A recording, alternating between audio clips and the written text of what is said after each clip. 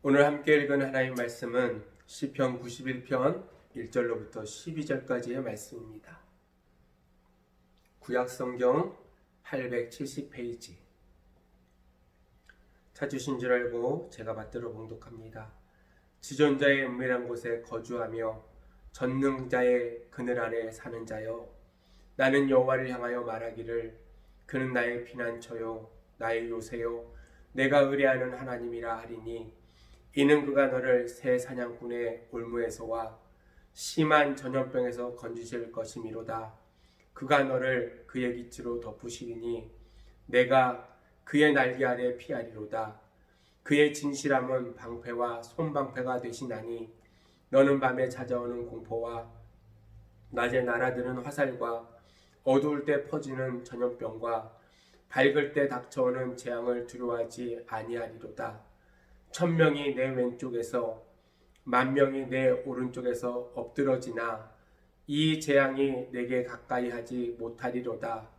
오직 너는 똑똑히 보리니 악인들의 보응을 내가 보리로다. 내가 말하기를 여호와는 나의 피난처시라 하고 지존자를 너의 거처로 삼았으므로 화가 내게 미치지 못하며 재앙이 내 장막에 가까이 오지 못하리니, 그가 너를 위하여 그의 천사들을 명령하사 내 모든 길에서 너를 지키게 하심이라. 그들이 그들의 손으로 너를 붙들어 발이 돌에 부딪히지 아니하게 하리로다. 아멘. 한 주간도 평안하셨습니까? 오늘도 주님의 은혜 가운데 날마다 승리의 삶을 살고, 오늘도 예배 자리에 나온 사랑하는 성도들에게 하나님의 놀라운 은혜가 함께하기를 주의 이름으로 축복합니다. 늘 주고받는 그러한 인사말이고 늘 제가 하는 말이지만 오늘처럼 무겁게 느껴지기는 처음입니다. 뜻하지 않은 코로나 바이러스 감염 사태로 온 세계가 발칵 뒤집혀 있는 이 모양을 바라보면서, 특별히 지난 주일부터 서울시에서 긴급 행정명령을 통하여 적극적으로 교회에서 예배를 중단할 것을 요구했고, 방역당국의 집회자제 권고 요청에 협조해야 할 일이라고 당회에서 판단해 영상 예배를 드리게 되어졌습니다. 길지 않은 목회 중에 처음 있는 일이라서 목사인 저 역시 무척 당황스러운 것이 사실입니다. 혹시 성도들 중에 생각을 달리하는 분이 계실 수는 있겠지만, 우리 교회는 이미 지난주에 광고했던 것처럼 이번 주일과 다음 주일까지 일체의 종교활동을 모두 중단하고 주일날 설교를 밴드의 영상으로 올리고 가정에는 예배 순서지를 배포해서 예배를 드리게 되었습니다. 성도들의 이해와 협조를 부탁드리고 모두 다 영상을 통해서 함께 예배의 자리에 나아가 은혜를 받는 귀한 성도들이 되어지기를 주의 이름으로 소원합니다. 지금 전 세계 사람들은 코로나19로 인해서 공황장애를 겪고 있다라고 어떤 심리학자가 이야기를 했어요. 공황장애라는 것이 무슨 일이 생길 것 같은 아주 심한 불안한 상태를 공황장애다라고 이야기합니다. 그래서 공황장애를 가진 사람들은요, 어떤 일을 하다가도 심히 불안함으로 인해서 가슴이 뛰기도 하고 호흡이 곤란해지기도 하고 어지럽기도 하고 심지어 죽음의 공포를 경험하게도 되어진다라고 이야기를 해요. 공황장애의 원인들이 여러 가지가 있어요. 신체적인 요인도 있고 유전적인 요인도 있고 사회심리학적인 그러한 요인들이 복합적으로 결합돼서 공황장애가 생긴다라고 학자들은 이야기합니다. 최근 들어서 공황장애를 겪는 사람들이 많이 급증했다라는 보도를 듣기도 하였습니다. 저는 이 세상을 살아가는 모든 사람들이 공황장애를 가지고 있다라고 생각되어져요. 그 증세가 심한가 약한가의 그런 차이가 있지만 모두 다 공황장애를 가지고 우리는 살아갑니다. 이렇게 말씀을 드리는 것은 세상의 모든 사람들이 여러 가지 요인들로 인해서 불안한 상태로 살아가기 때문이라는 거예요. 특별히 요즘같이 코로나19가 전 세계에 퍼지는 팬데믹 상황을 겪게 되는 지금의 상황 속에서는요, 공황장애를 겪는 사람들이 너무나 많이 생기게 되어졌다는 거예요. 우리가 사는 세상에는 그 어떠한 곳도 안전한 곳이 없어요. 사실 요즘 이 코로나가 많이 번지면서 누가 복균자인지도 우리는 잘 알 수가 없어요. 검사를 받아보지 아니하면 양성인지 음성인지도 우리는 알 수가 없다는 사실이에요. 그래서 서로 조심하고 사회적 간격을 두고 서로가 서로에게 피해를 주지 않도록 그렇게 노력하는 것이 지금 이 시대에 필요한 일이라는 거예요. 지난주 뉴스를 보니까 어떤 모녀가 제주도에 놀러 가가지고 많은 사람들에게 피해를 줬다는 사실이 뉴스에 보도된 적이 있었어요. 사랑하는 성도 여러분, 우리가 서로 사회적 간격을 두고 거리의 간격을 두고 서로가 서로를 돌볼 수 있는 그러한 지혜로움을 가지고 이 시대를 넘어가기를 주의 이름으로 간절히 소원합니다. 오늘 우리가 이 말씀을 우리에게 주신 시편 91편의 말씀을 통해서 안전지대가 과연 있을까라는 것을 함께 생각하면서 은혜를 나누기를 원합니다. 제가 읽은 책 가운데 길을 찾는 사람이라는 책이 있어요. 그 책에 보면 이런 글이 곳에 실려 있어요. 세상에서 끊어지지 않는 동아줄은 없습니다. 끊어지지 않는 것이라고 착각하는 밧줄이 있을 뿐입니다. 이 땅에 안전지대는 없습니다. 안전하다고 착각하는 곳이 있을 뿐입니다. 라는 글이에요. 이 세상에는 어떠한 곳에도 안전지대가 없다는 거예요. 단지 우리가 안전하다고 착각하고 있을 뿐이라는 거예요. 정말로 우리가 살아가고 있는 이 시대 가운데 이 상황 속에서 안전지대는요, 실제로 장소의 문제도 아니고요, 시설의 문제도 결코 아니라는 거예요.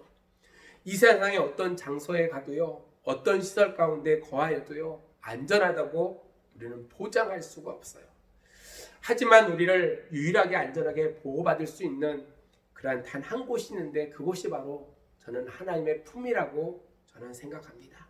하나님만이 우리의 영원한 안전지대가 되어주시고 진정한 안전지대가 되어주신다는 거예요. 하나님이 함께 하시면 총알이 빗발치는 전쟁터도요, 안전지대가 되어지고요, 물속에서도 불속에서도 폭풍이 휘몰아치는 현장에서도요, 광야같이 거칠은 그 들판에도요, 안전지대가 되어진다는 거예요. 왜 하나님의 품만이 안전지대가 되어지는가? 왜 하나님과 함께하는 것이 안전지대가 되어지는가? 라고 생각해 보면 하나님만이 우리를 지켜줄 수 있는 유일한 분이시라는 거예요. 여러분, 대통령이 움직이는 곳에는요, 대통령과 함께 움직이는 그러한 사람들이 있어요. 그 사람들은 경호원이라고 이야기합니다. 경호원의 임무는 대통령을 위험으로부터 안전하게 지키는 것이 경호원의 임무예요.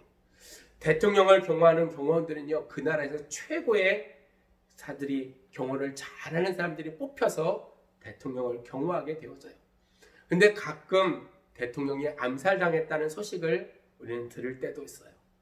최고의 경호원들이 경호하는 대통령도 암살당하는 이유가 있는데 그것이 무엇이냐면 인간에게는요, 실수가 있고 틈이 있다는 거예요. 인간은 결코 완벽한 그러한 존재가 아니라는 거예요. 그래서 아무리 똑똑하고 아무리 능력 있는 경호원이라 할지라도 사람을 안전하게 지켜줄 수가 없다는 거예요. 부모도 아이를 안전하게 지켜줄 수가 없어요. 부모가 24시간 아이와 함께 있다 해도요, 아이를 지켜줄 수가 없다는 거예요. 경찰 역시 우리를 안전하게 지켜줄 수가 없어요. 돈이 자신을 지켜준다고 믿는 사람도 있고 권력이 자신을 지켜준다고 믿는 사람도 있어요. 그러나 그것이 모두 다 착각이라는 거예요. 돈이나 권력은요, 지켜줄 수가 없어요. 우리는 그것을 현실에서 눈으로 날마다 목격하며 우리는 살아가고 있어요. 결국 이 세상 그 누구도 그 어떤 것도 나를 지켜줄 수가 없어요. 하지만 하나님은 졸지도 주무시지도 아니하시고 우리를 지켜주신다라고 우리에게 말씀해 주신다는 거예요. 시편 121편 3절로 4절 말씀해 보니까 여호와께서 너를 실족해 아니하게 하시며 너를 지키시는 이가 졸지도 아니하시리로다. 이스라엘을 지키시는 이를 졸지도 아니하시고 주무시지도 아니하시리로다. 아멘. 하나님께서 유일한 우리의 안전지대가 되실 이유가 바로 여기에 있다는 거예요. 하나님은 졸지도 주무시지도 아니하시고 우리를 눈동자와 같이 지켜주신다는 거예요. 그래서 성 어거스틴은 이야기하기를 하나님의 품에 안기기 전에 안전함을 느끼지 못했다라고 그는 고백하고 있어요. 이 세상에 우리가 가장 안전하게 머물 수 있는 안전지대는 오직 하나님의 품임을 우리는 깨달아야 돼요. 본문 2절에서 나는 여호와를 향하여 말하기를 그는 나의 피난처요 나의 요새요 내가 의뢰하는 하나님이시라 하리니라고 고백하고 있어요. 시인은요 나의 피난처가 되시고 나의 요새가 되시고 내가 의뢰하는 하나님이라고 그는 고백하고 있다는 거예요. 특히 하나님은 나의 피난처가 되신다라고 고백하는 그 고백은요 시편에 여러 번 등장하고 있어요. 하나님만이 피난처가 되시고 요새가 되시고 나를 도우실 그 도움이 되어주심을 수많은 시편 기자들은 노래하고 있다는 거예요. 뿐만 아니라 다윗도 사무엘하 22장 3절에 그는 이렇게 고백합니다. 내가 피할 나의 반석의 하나님이시오 나의 방패시오 나의 구원의 뿌리시오 나의 높은 망대시오 그에게 피할 나의 피난처시오 나의 구원자시라 나를 폭력에서 구원하셨도다. 아멘. 하나님이 나의 피난처가 되신다는 고백은 하나님이 나의 안전지대가 되신다는 고백과 같은 의미라는 거예요. 시인들이나 다윗이 하나님만이 안전지대가 된다고 한 그 고백은요 그저 나온 그러한 고백이 아니고요 그의 삶을 통해서 체화되어진 그러한 삶의 고백이라는 거예요. 다윗은 사울의 손에 죽을까봐 블레셋으로 망명을 해서 생활하기도 합니다. 그곳에 가면 안전할 것이라고 그는 생각했어요. 하지만 그곳에서 여전히 위험이 도사리고 있었어요. 오히려 아말렉 족속에게 기습을 당해서 큰 어려움을 그는 당하기도 했어요. 다윗은 그런 모든 어려움을 당하면서 자신을 안전하게 지켜줄 수 있는 장소가 따로 있지 아니함을 그는 알게 되어졌어요. 사람이 자신을 지켜줄 수 없음을 그는 알았다는 거예요. 하나님만이 자기를 지켜줄 수 있는 안전지대라는 사실을 그는 깨닫고 그는 그렇게 고백하고 있어요. 사랑하는 성도 여러분, 우리가 믿는 하나님은 시인과 다윗이 믿은 하나님과 다른 하나님이 아니시라는 거예요. 다윗과 시인을 안전지대가 되어주셨던 그 하나님께서 오늘 우리의 안전지대가 되어주심을 우리가 생각할 때 날마다 하나님의 품 안에 거하며 살아갈 수 있는 그러한 저와 여러분들이 되어지기를 주님의 이름으로 축복합니다. 피난처 되시는 하나님이 우리를 보호해 주시면 우리는 그 안에서 참된 행복을 누리게 되어져 있다는 거예요. 3절 이하에 보면 피난처가 되시는 하나님께서 어떻게 보호하셔 주시는지를 시인은 노래하고 있어요.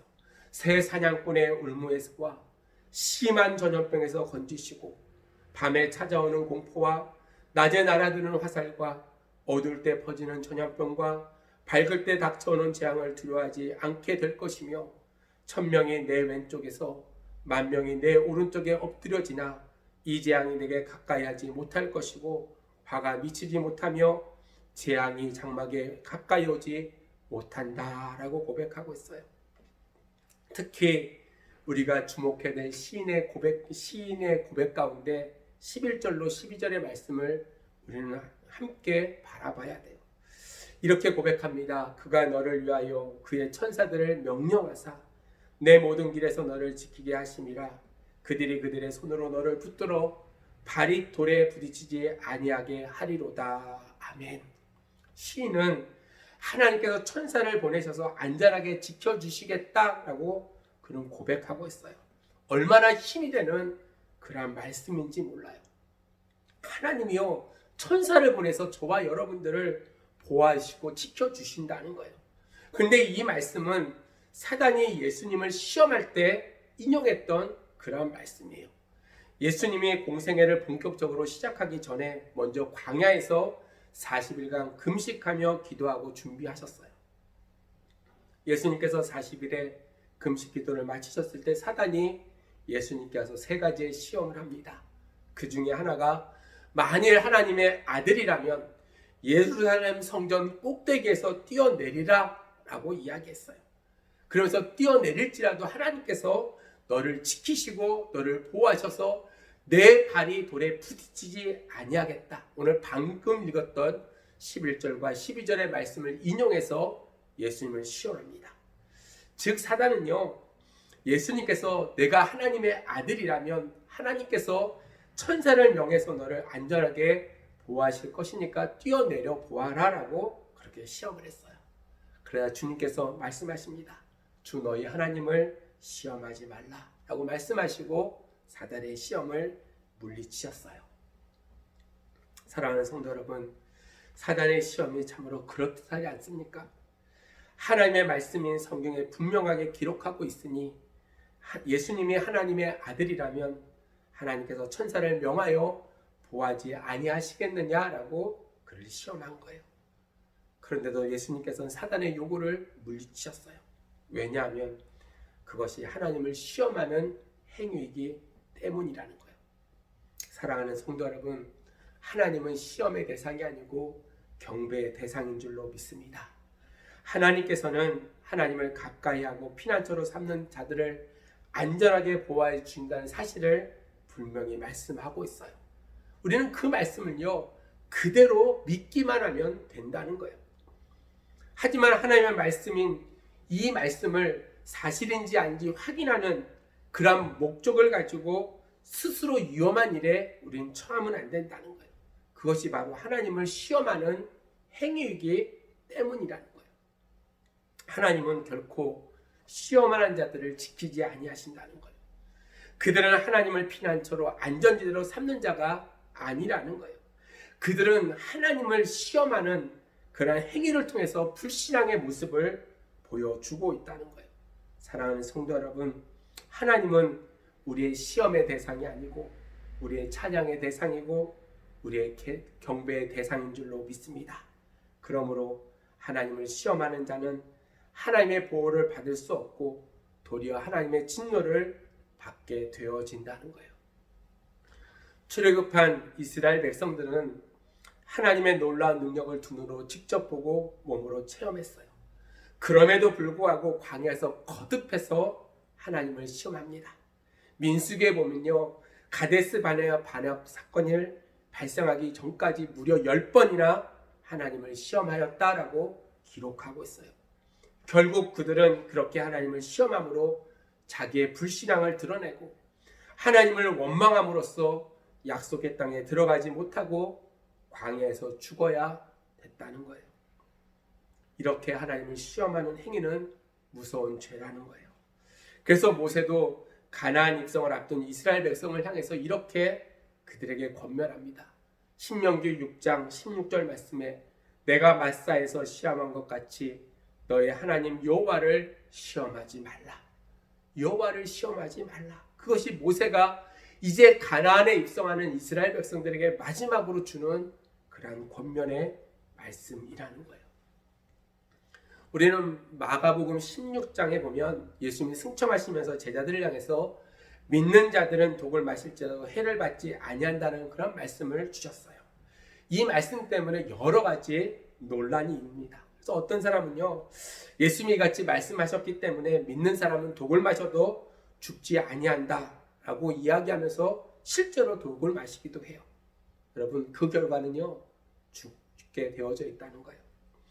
예수님의 말씀이 거짓이라서 죽은 것이 아니고요, 하나님을 시험했기 때문에 그들은 죽었다는 거예요. 하나님께서는 우리를 지켜주시기 때문에 코로나19에 감염되지 않을 것이라고 생각하고 마음껏 다니면 결코 안 된다는 거예요. 우리가 지켜야 할 것은 분명히 지켜야 돼요. 하나님의 보호의 약속이나 하나님의 말씀은 하나님을 시험하라고 주신 것이 아니고 순종하라고 우리에게 주신 줄로 믿습니다. 여러분, 주님의 말씀은요, 1.1획도 변함없이 우리 가운데 이루어져요. 약속하신 그 보호의 약속들을 날마다 순종하고 살아갈 때 하나님의 은혜가 우리 가운데 임한다는 거예요. 하나님은 하나님이 원하신다면 하나님의 사람을 어떤 상황에도 보호해 주세요. 독을 마셔도, 풀무불에 들어가도, 사자굴에 들어가도, 코로나19에 걸려도 안전하게 보호해 주신다는 거예요. 실제로 하나님께서 다니엘과 다니엘의 세 친구를 보호해 주셨잖아요. 그들은요, 하나님을 시험하기 위해서 사자굴에 풀무불에 들어간 것이 아니고요, 오직 믿음을 지키기 위해서 그곳에 들어갔다는 거예요. 하나님의 편에 서기 위해서 그런 환경 가운데 놓이게 됐다는 거예요. 그래서 하나님께서 그들을 보호해 주셨어요.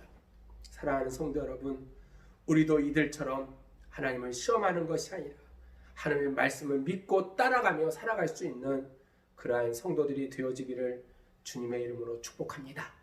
그러면요, 우리가 무엇을 안전지대로 삼고 있는가, 우리는 한 번쯤 우리 자신을 돌아봐야 돼요. 현실을 살아가고 있는 내 삶이 정말로 하나님을 안전지대로 여기고 살아가고 있느냐는 거예요. 여러분, 혹시 통장에 있는 돈이 안전지대라고 생각하고 여러분 살지는 않습니까? 연금을 안전지대로 생각하며 살아가고 있지는 아니한가요? 아니하냐고 한번 물어봤으면 좋겠어요. 여러분이 소유한 집이나 부동산을 안전지대로 우리는 생각하지 않느냐고요. 자식을 안전지대로 생각하고 있지는 아니한지, 여러분이 쌓은 인맥을 안전지대로 생각하고 있지 아니한지. 사랑하는 성도 여러분, 하나님만이 진정한 안전지대임을 확신하고 살아가야 될 줄로 믿습니다. 하나님 외에 내가 안전지대로 생각하는 그 안전지대를 뛰쳐나올 때 진정한 안전지대가 되시는 하나님께 우리는 나아갈 수 있고, 그 품 안에서 잠든 평안을 누리고 우리는 살아가게 되어진다는 거예요. 그러므로 저와 여러분이 늘 하나님 앞에 깊이 뿌리를 내리고 우리는 살아갈 수 있는 그러한 자녀들이 되어지기를 축복합니다. 용비 어천가 2장에 보면 이런 구절이 나와요. 뿌리 깊은 나무는 바람에 아니 멜세. 이 말은요, 뿌리 깊은 나무는요, 어떤 바람이 불어도요 쓰러지지 아니한다는 거예요. 아무리 키가 크고 큰 나무라 할지라도 뿌리가 깊이 내리지 아니하면 그 나무는요, 바람이 불면 넘어질 수밖에 없다는 거예요. 나무의 격가지들이 나무를 지켜주는 것이 아니고요, 나뭇잎이나 나무의 열매가 나무를 지켜주는 것이 아니고요, 나무를 굳건히 지킬 수 있는 것은 뿌리라는 거예요. 뿌리를 깊이 내리는 만큼 그 나무가 안전할 수가 있다는 사실이에요. 그러므로 오늘 믿음을 갖고 살아가는 저와 여러분이 하나님께 깊이 뿌리를 내리기를 주의 이름으로 간절히 축원합니다.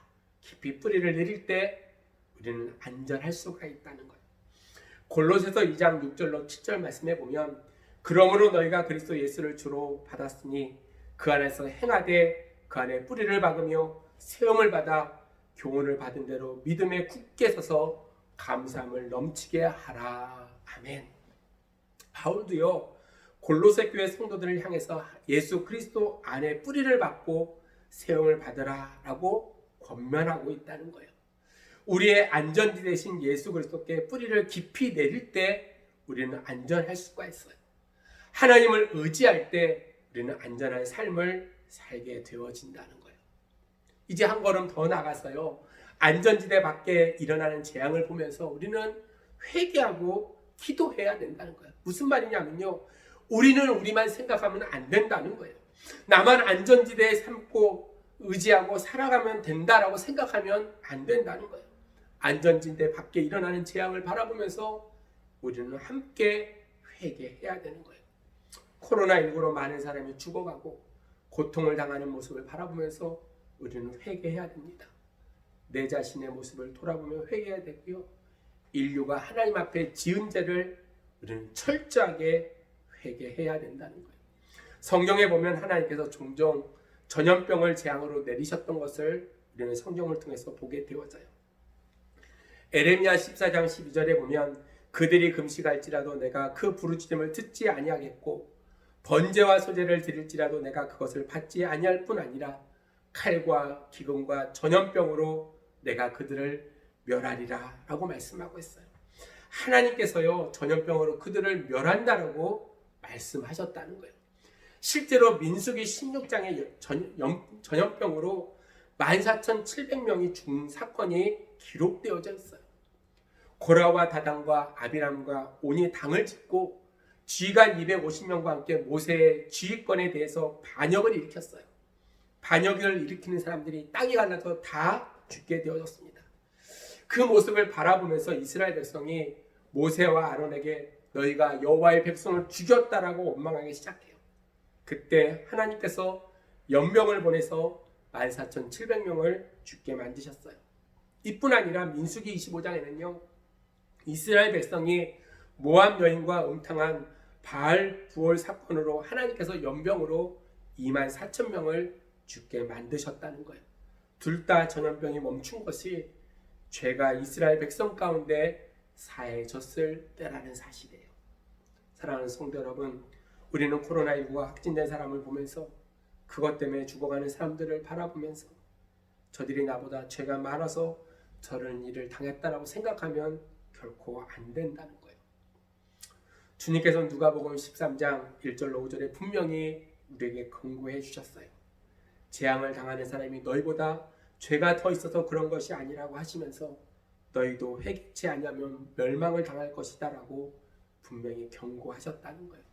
사랑하는 성도 여러분, 우리는 코로나19가 확산되는 것을 보면서 불안해할 것이 아니라 회개하며 기도하며 하나님께 나아가야 될 줄로 믿습니다. 사랑하는 성도 여러분, 이 땅의 회복이 하나님의 백성의 손에 달려 있다는 거예요. 역대하 7장 14절에 내 이름으로 일컫는 내 백성이 그들을 악한 길에서 떠나 스스로 낮추고 기도하여 내 얼굴을 찾으면 내가 하늘에서 듣고 그들의 죄를 사하고 그들의 땅을 고칠 것이다 라고 말씀해 주셨어요. 하나님께서 분명히 약속하셨다는 거예요. 하나님의 백성이 악한 길에서 떠나서 스스로 낮아지고 하나님의 얼굴을 찾고 기도하면 하늘이 들으실 뿐만 아니라 죄를 사하시고 이 땅을 고쳐주시겠다라고 약속해 주셨어요. 이 말씀에 비춰보면 이 땅의 회복이 결국 하나님의 백성의 회개와 기도에 달려 있는 것을 우리는 깨달아야 돼요. 그러므로 그리스도인들은 지금 상황을 바라보면서 누구 탓을 돌리고 누구에게 원망하기 이전에 우리는 회개해야 돼요. 간절하게 하나님께 기도해야 되고 그것이 바로 우리가 사는 길이고 인류가 사는 길이라는 거예요.